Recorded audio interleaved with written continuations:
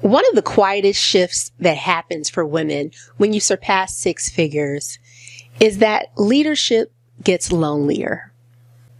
And most women don't notice it until the momentum slows.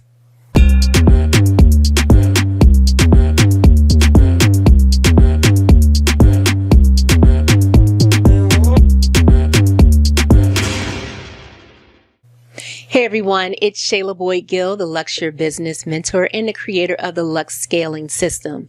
Make sure you do me a favor, like, subscribe, and make sure you turn on your notifications. Let's talk about how isolation creeps in.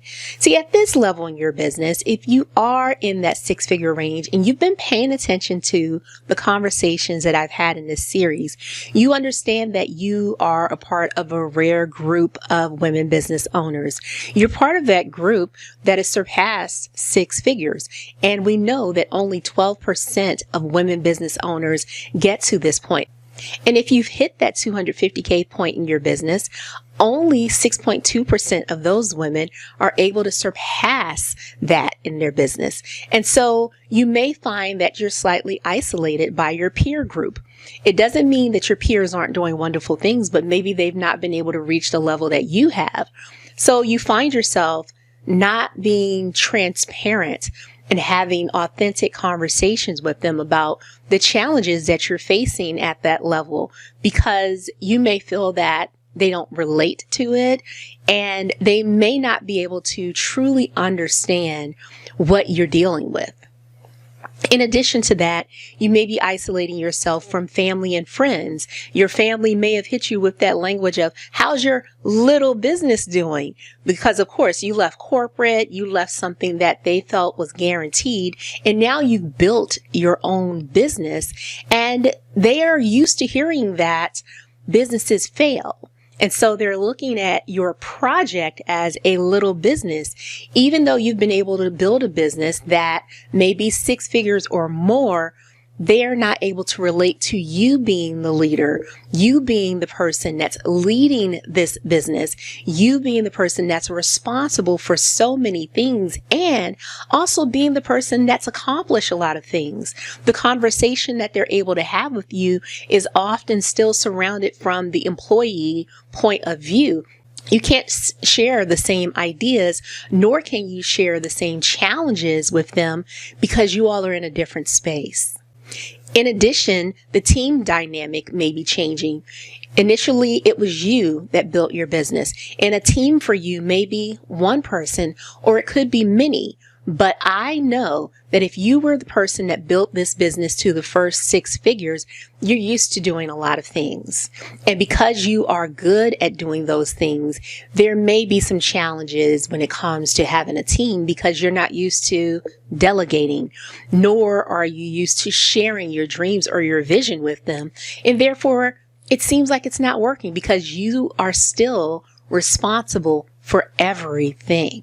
So publicly, you look successful. You're used to smiling and letting people know that, yes, you are a business owner. You're used to showing up to conferences and events and looking put together.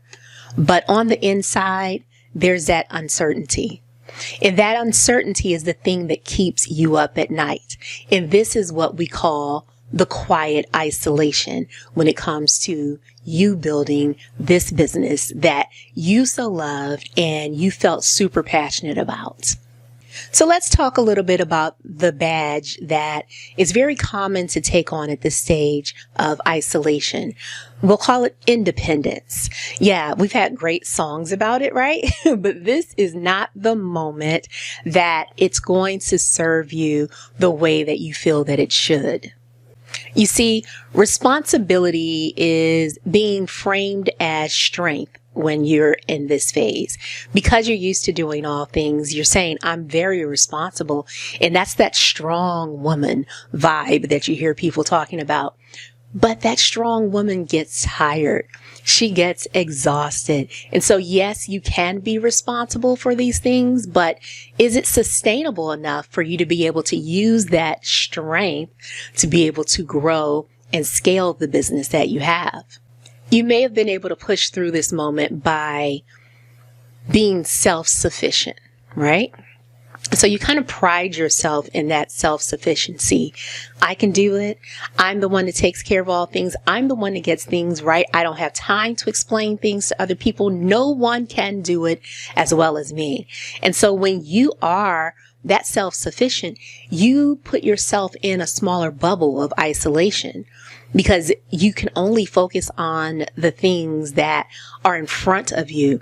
It's hard to be that person that shares or even asks to be supported. And so the other portion is when you consider support, it comes at a price, not the literal price of it, but at a price of feeling like you're not worthy of that support. The price of feeling like the money should be used for something different.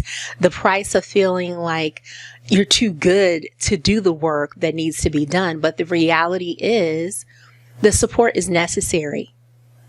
But you've told yourself that you don't need it, you don't deserve it, you're not big enough for it.